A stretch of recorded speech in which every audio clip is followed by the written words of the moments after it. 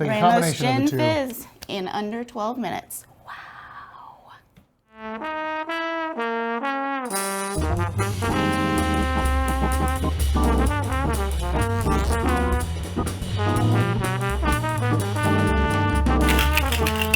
Hey guys, welcome to another edition of the Revival Social Club.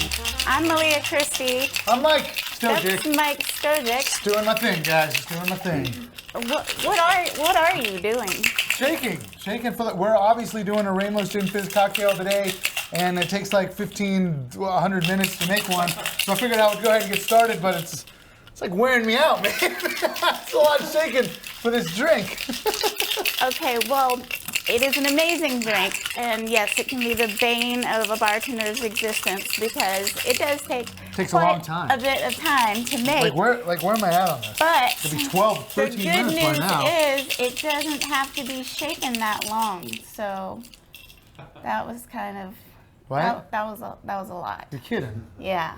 But so I said like 15 minutes. Well, put that down. We don't need that now. It's just not. No. I mean, the drink's still good, so I might hold on A to lot this of for that later. was just lore and legend that it was a 12 to 20 minute drink.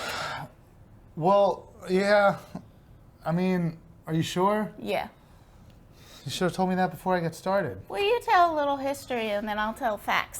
All right. So anyway, originally this drink, the Ramos Gin Fizz, if you've ever heard of it, was known as the New Orleans Fizz when it was first invented in 1888. I almost said 1988. I was way wrong. In 1888. I This wasn't drink, born then. 1888 is a long time ago.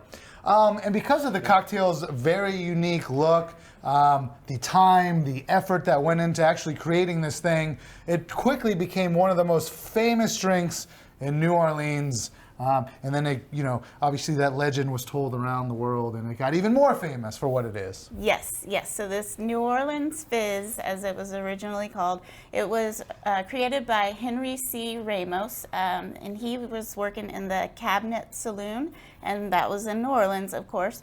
And so then after, they started naming it after his namesake, then it's the Ramos Gin Fizz. A lot of people swear that it's Ramos Gin Fizz. I did extensive research on this, and Merriam-Webster says Ramos, but a lot of people say Ramos. A lot of people say Ramos. You do whatever Potato, you want. guys. Tomato, tomato. Potato, tomato. Yeah. Potato. But this drink got so big that, in fact, by the 1915 Carnival, he had in his bar in the Cabinet Saloon, he had up to 32 men working behind the bar with him.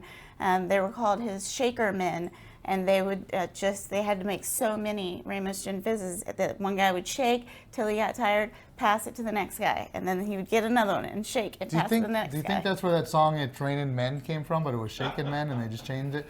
It's shaking men, hallelujah! It's shaking men. I worry about you in so many ways. I mean, right though, you got like that many guys just back there shaking. That's a lot of drinks. Yeah, it definitely was. And that's a lot of where popular the cocktail. misconception comes from, that it has to be shaken so long.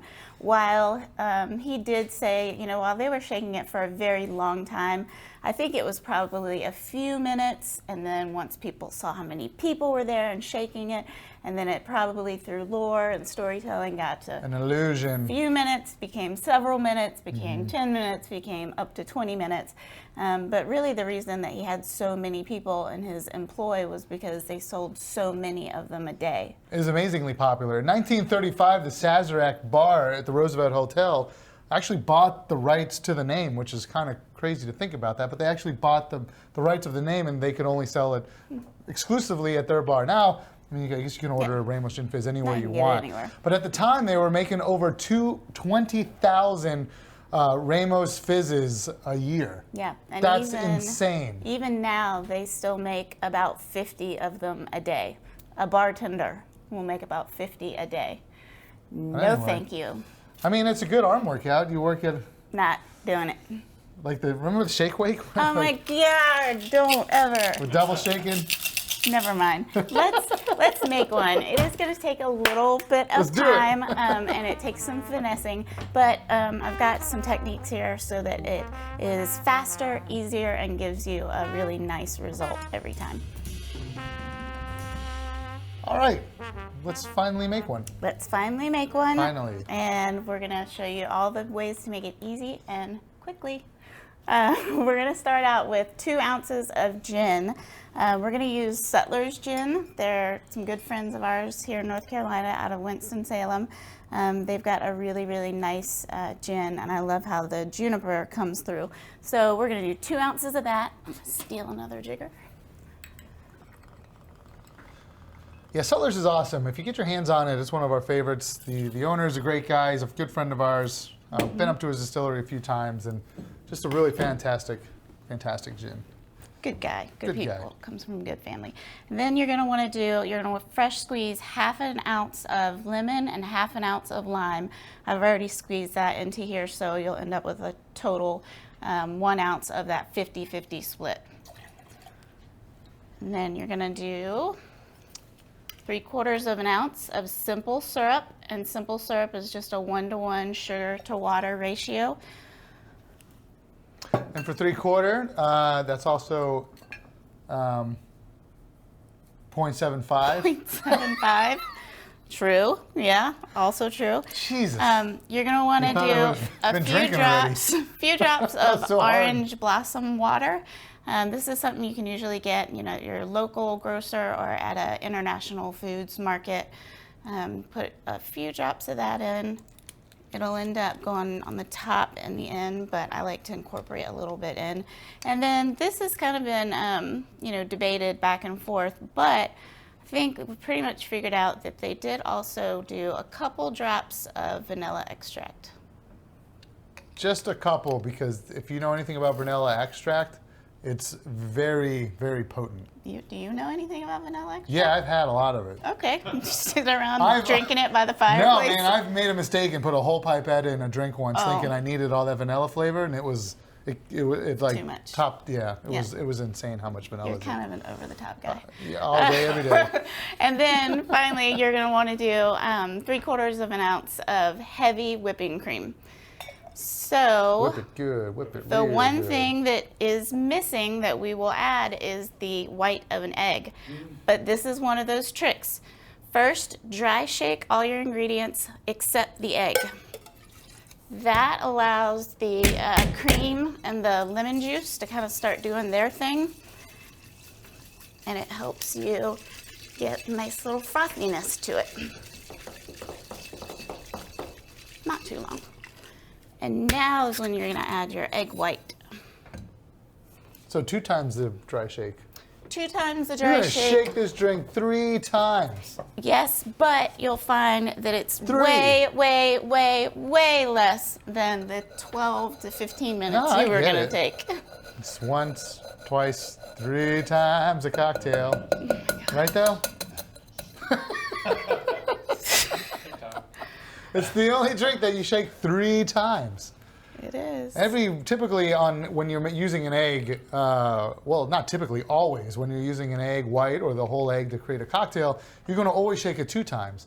Typically, you'll start with a dry shake like Malia just did, and then you're going to add ice to it, and then you're going to wet shake it, and that's what really builds the frothiness up in the cocktail. Now, you can do it the other way. You can start with the ice and then go to a dry shake, but it's quite a bit easier to do the dry to the ice shake. Yes. There are a lot of people who swear by the wet to dry shake, and what that will do is add a frothier head on top. Go ahead, make a joke. There we go. She said. She said it. But, I didn't say it. No, literally, she said it. Yeah, I said it. Frothy head. But it doesn't really do anything for the composition or the flavor of the drink. Some good shaking. So yeah, you want to shake it really well. A lot of shaking going on. I got all the songs right now in my head. Like, this is The great. reason there's the double shaking Well, there's no ice. is with the egg white that's in here, you're trying to loosen all of those tight protein bonds that are in there. And also, reacting with the lemon, It's kind of sort of like cooking the egg. And then all of the friction from shaking it, that's also helping to break down that egg white, so that what you end up with essentially is like a meringue instead of a raw egg. And now you're gonna add your ice. Here's the key. Add in only as much ice as you need to shake it until the ice cube's completely melted. If you have one chunk of a big ice cube, that's fine. We've got these 1-inch cubes here. I measured them out if you want to get technical, and about 4 grams of ice is good. That's 2 of our ice cubes. You can probably use 1.5 or 2 of your ice cubes at home. Want some help shaking? Yeah, Sound like you're breathing hard over there. I thought maybe I could jump in and help. You want me to help? Well, I'll go for a minute. And then I'll pass it to you, and you'll pass it to me, and Whole lot of shaking going on. Isn't that be like best TV. We'll just pass it all around. No. That's not a good joke. That's a terrible joke. I don't know. Let's go back to the Elvis's song. Ask your friends on TikTok. There you go. Hold on, it's coming out. A little bit tighter. That's what she said. Huh? See, you made a joke. Yeah. What? A little bit tighter. No. It's almost done. I can almost hear there's not a lot of, it's almost all frothiness. You can start to tell when you listen to it, there's no longer ice banging back and forth. There's a little bit there, but we're close to the end. We have our glass ready. Yep, and you always want to start with a pre-chilled glass. We keep our glassware in our cooler, but it's even better if you can stick it in the freezer for a little while. Are you ready? Ready, sir? So one key also is you want to have really cold and absolutely fresh seltzer water, club soda. And because you've shaken this so much, you actually don't have to double strain like you normally would a cocktail, but you just pour about half in, then top it with a little soda, just about 1 ounce.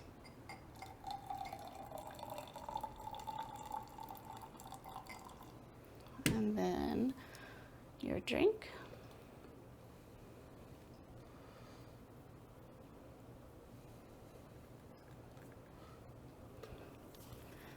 And then We're quiet with fill it. anticipation. Quiet. Just watching. you want watching to it pour happen. your club soda straight in the middle, very slowly, very gently.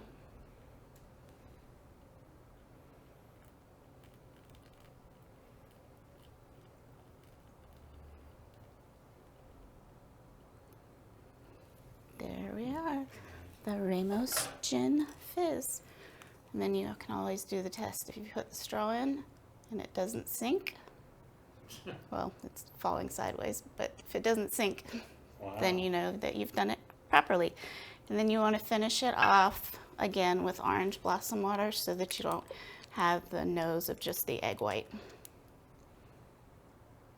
Some people will do like an orange twist on there, but it's mostly just to show off how sturdy the top of the drink is. But there you have it, folks. Ramos Gin Fizz. Want to try it? Nice. Yeah, a little bit. Well, it won't be as I good mean, I in just a want to little bit. show like it really is like floating. If you see like the bottom of the straw is not touching the bottom, so it really is that thick frothiness. Just to get a better shot of what that looks like. Yeah. Cool. And you can practice at home. There's tons of different techniques too about how to make the foam stick, this far up off the top. But just remember, the important part is you want to have a really incorporated drink and not a big separation. And a lot of the times when you're doing those techniques to have that really big head on top, you're not getting the good incorporation of the drink. So you have to decide, do you want it to look cool or do you want it to taste good? Fine line. There you go. Both. It's like a Ramos combination Gin of the two. Fizz in under 12 minutes.